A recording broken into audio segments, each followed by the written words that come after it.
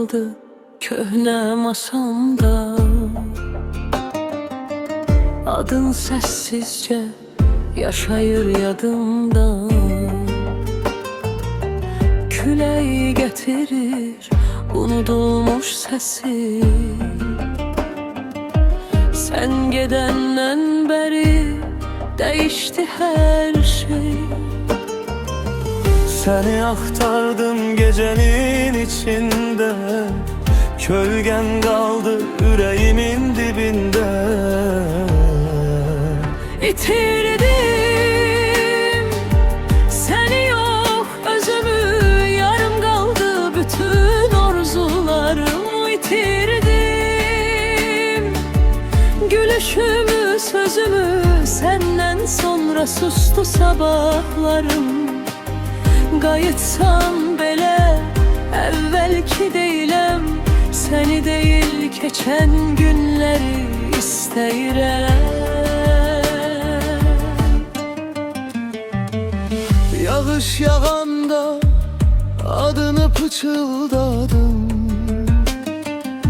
Sessiz küçələr məni dinlədi. Vaxt sağaltdı deyirlər hər yaranı, mənimkini isə daha da dərinləşdirdi.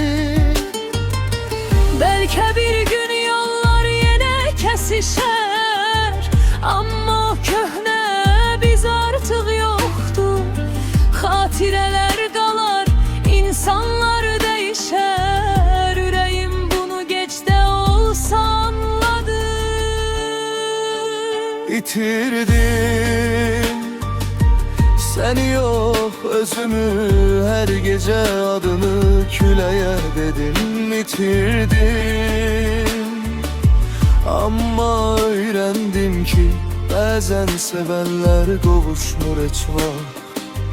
Bir ömür keçsə də dəyişməyəcək, səndən qalan izləri silə bilmədim.